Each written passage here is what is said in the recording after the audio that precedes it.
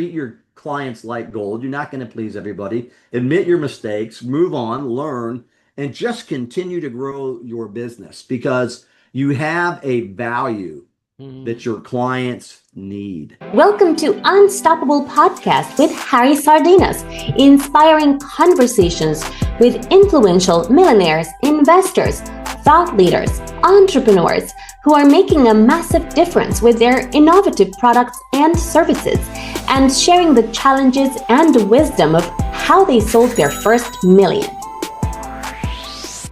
And I remember with these clients how you can create an amazing experience. If you can create an amazing experience for those clients, you're gonna have always business. They can even buy more products and services from you. However, exactly, John, depends a lot from the employees. And I know, because you just shared with me now, that you have a certain values that it comes to your culture as a human being. The problem is that when you expand in the business, you need to bring employees, and I understand 100% what you just shared, because if you bring employees that have your same culture, your same values, those employees will be with you for years. I have them myself. That they, my IT director, I can tell you how many different businesses I have, and my IT director is still the same. It doesn't matter. It doesn't He's matter. with me forever. It doesn't matter what I'm doing, and like that, I have a group of employees that it doesn't matter which business I open, business I close, business this business fail, this business succeed, whatever, they still on the payroll. They just switch because the most important, they have the same core value that you use than I have. And then they have a set of skills. The age is young that when you start in a business, we all don't know what we're doing, and without knowing, you bring the first people to your organization, and because you don't know, and exactly, nobody, maybe you're learning in the business school in a book, completely different book game is in the real life. Maybe you read in the book, but after you don't do it and you make the mistake and you lose money, or somebody treat a bad customer in front of you, then you say, oh, wow, this is having an impact that I was not counting on.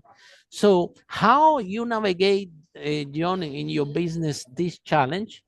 Because growing a business, you're going to have, especially if you exit it, like you described, you're going to have 23 years that you're hiring people, bringing people to the organization. And sometimes things are not perfect. Sometimes people make a mistake down the line. I've been facing that. Sometimes employees come to my organization, somebody hide them, and just it landed to me. And then I'm realizing that the cultures and the value that this person, nothing wrong with that person, it doesn't match my culture and values, and it's not going to be a good fit. And now you have to deal with it. You need to try to give some training to bring into the culture.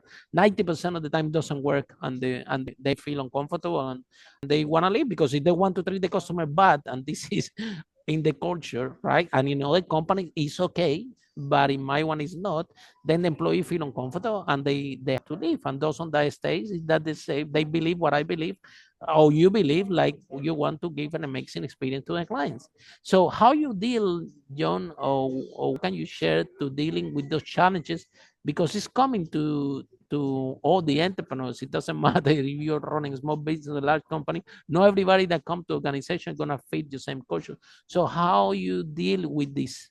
Well, great question. And a couple of different ways. There was a movie in the 1970s came out, Charlton Heston. It was called Soylent Green. Now, I'm not going to go into the plot and all that. It doesn't matter. But what he said was Soylent Green is people, right? Well, I'm just going to steal that. And I'm going to say business is people. Okay.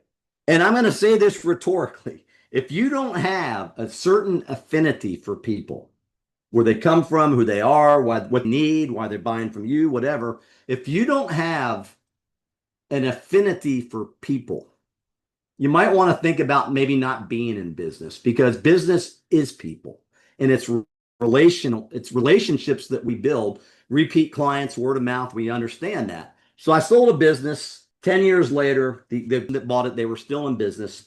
And he said, hey, you know what, John, I'm going to tell you straight up. If you had not developed your customer base, we would have never had made it. 80% is Wow. repeat business. Wow. Harry, we had customers that were there when they were in college, right? Or they were older and retired and they had kids that were in college. So, exactly, you know what I'm talking about. A lot of the Oh people you yeah, a talk, lot of they work understand coming to work. exactly. Wow. It takes patience and it takes a genuine desire. There's a word there. I can't find it. Maybe you can figure it out. Genuine. It takes a Obsession.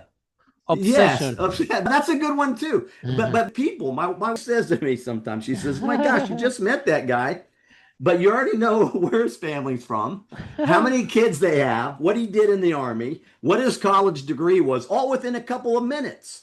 And listen, I got that from my father because when I was a kid, he sold life insurance and he used to take me all the time, take me with him. He would go visit his clients. Back in the day when insurance salespeople went to their clients, they collected the premium, they signed it in a little book. So I would sit back and I would watch my dad. I was young and I'm like, "Why are you taking me, Dad?" But now I'm 66, but now I understand why he took me because he gave me the example that all people, I don't care, we hear about all the stuff going on, people are people, right? And if we're in a business that takes care of people, our customers, then we have to show them that we're being genuine about it. I don't know how many people I've met, you can tell, they reach out, you reach back, and within a minute, they're giving you a sales pitch. Now, there's nothing wrong with being a person, but don't you think we should build a relationship first to build some trust? That's people skills. Harry, where have they gone, man? Reach out to me. I It love happened a people. lot. It happened a lot. Yeah. It happens a lot. But let's talk a little bit. Tell me about your family. Where did you grow up? How did you get to where you're at? Don't just give me a sales pitch. And if you don't get what you want, it not only makes you look Mm. not too good, it makes your business look like a scam. Yeah, and So anyhow, I they don't want to make already anybody they mad. don't even know if you need the product. They haven't had time to talk yet with you to see if you need it, and they already selling it to you, right? Yeah, I Anyway, don't want to go down that road. That's when we can yeah, talk about digital yeah. services No, and all this. however, important now that we touched this point, right?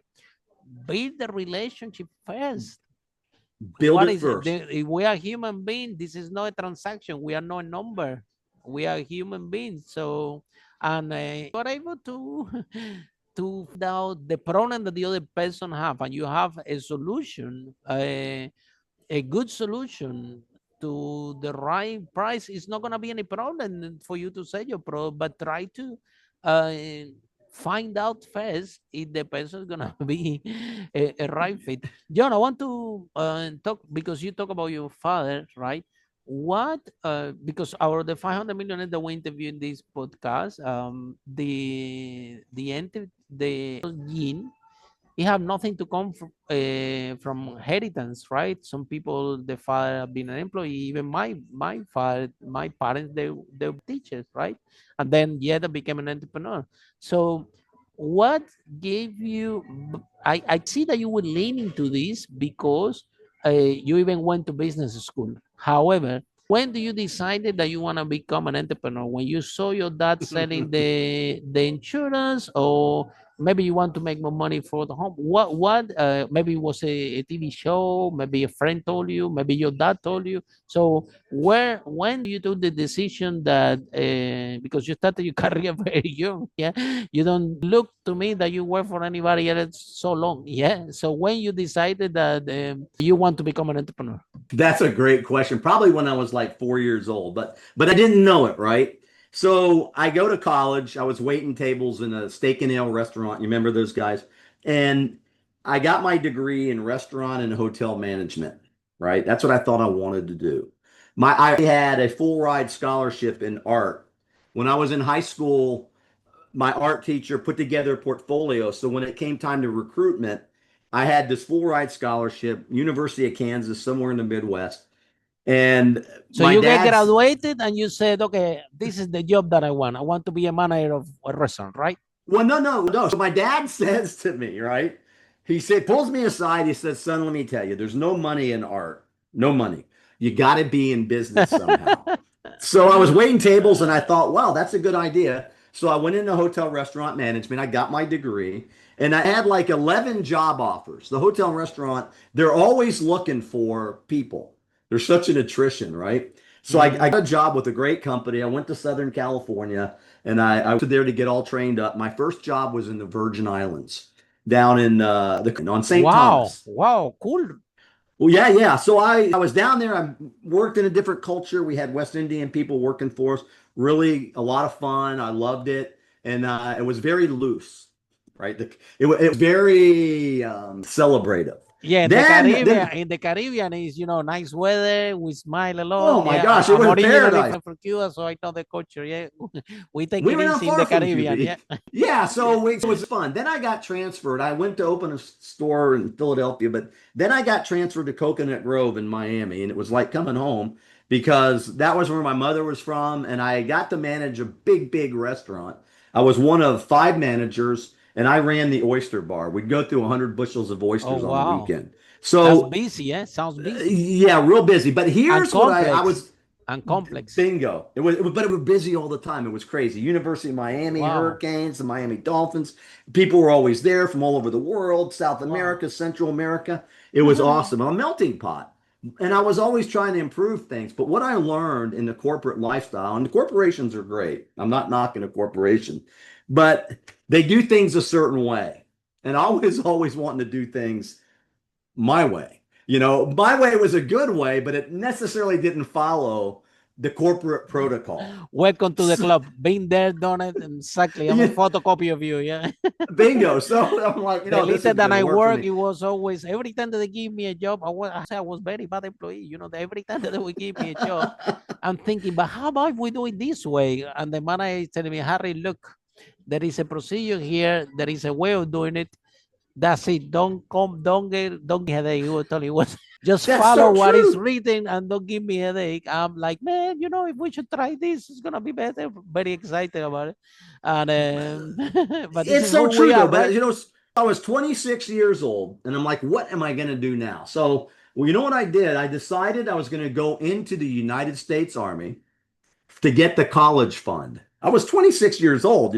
Most people go in the military when they're a lot younger. So I went in the military, U.S. Army, 4th Infantry Division, and I learned a lot of things. They sent me to the Primary Leadership Development School called PLDC. It's an academy. I graduated #1.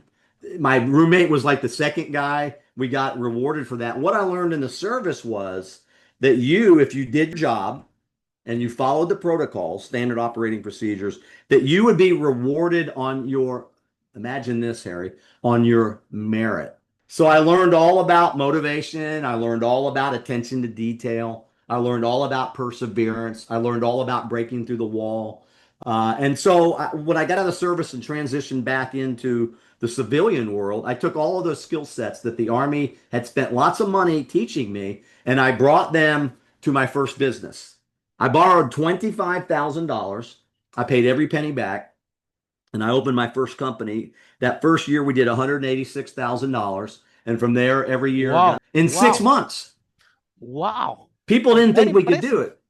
So, and that's how it worked. So the skills that we've talked about and the behaviors and the ideas and the virtues and values, those are the things that helped me to sell ice axes in Florida. We had an adventure travel store, and people would Wow. come in, customers would look at the wall of gear, and they would go, where do people climb in Florida? And I used to Which look at them. or plane, yeah.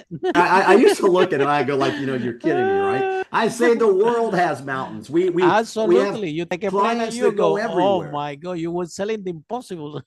So we became Oh my God, tough. everybody's adventure. It was awesome. So Yeah. that's how it worked, and that's all those things we talked about. Reality, be realistic, have virtues and core values.